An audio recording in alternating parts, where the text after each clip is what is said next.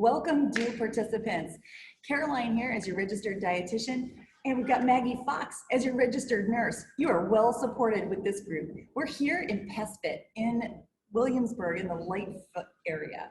Fit out in Norge. Out in Norge is better to say. Okay, great. Maggie co-owns this gym, so note that you are really well supported here, and so you can feel really safe with Nurse Maggie having your back. We're really excited to let you know a little bit more about exercise while we're here in the facility. There's a couple of different things that we've got to know about exercise in order to do it in a way that makes it effective for your improvements in your labs, your weight, and your longevity. A couple of ways we want to look at this is number one, the quality of your exercise. That's going to be measured in rate of perceived exertion. We're going to get to that in a second. We're also going to talk about the types of exercise: cardio, flexibility, and strength. And then we're also going to talk about the duration of your exercise. How long do we need to move it in order to get results? Before you start any exercise program, incorporating any of these components, make sure that your physician or primary care physician has given you the thumbs up, that you are okay to exercise at all. And if there's any limitations, make sure you abide by those limitations instead of taking what we're telling you today in the gym, which is more of a statistical representation of what exercise needs to be about for the general population. Okay, so make sure you're doing what you're supposed to do for you based on what your physician's already told you. Okay, so that being said, let's back up a little bit.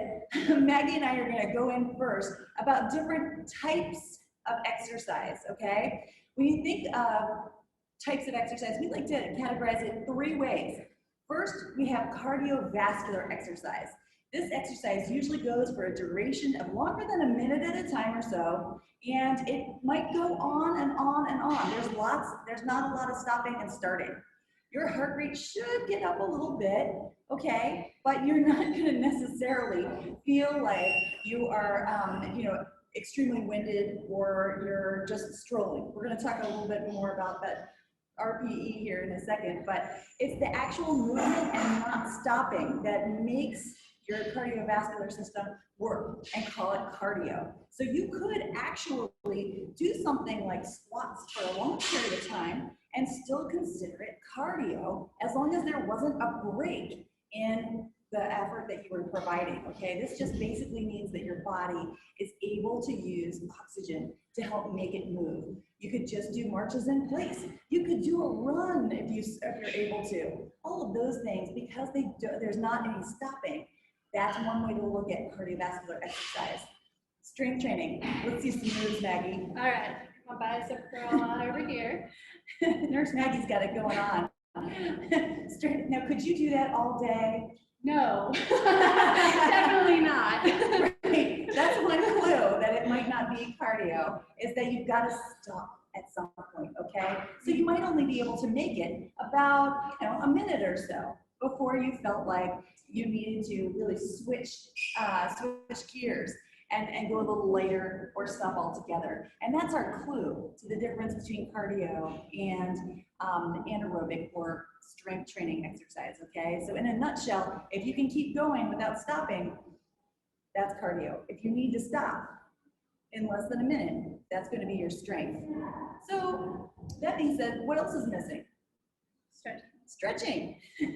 Recovery. You do need some of that.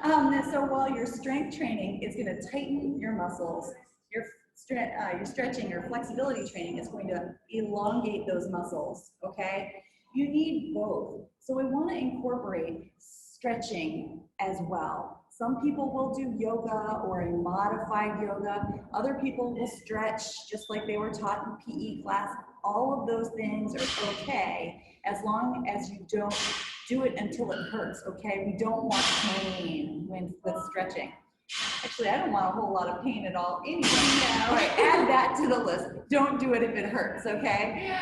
But some basic stretches that you could do here in a chair could even be just testing range of motion and saying, oh gosh, okay, if that's all you have, that's great. If you can keep reaching back, you might feel the stretch here, or maybe you can clasp your hands in the back.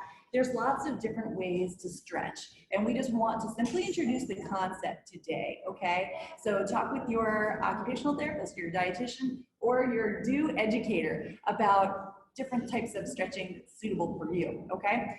All right, so we're gonna see you guys on the next video, but start thinking about how you want to enjoy cardio, strength, and flexibility as part of an ongoing program for your longevity, okay? All right. All right, sounds good. See you next time. Bye.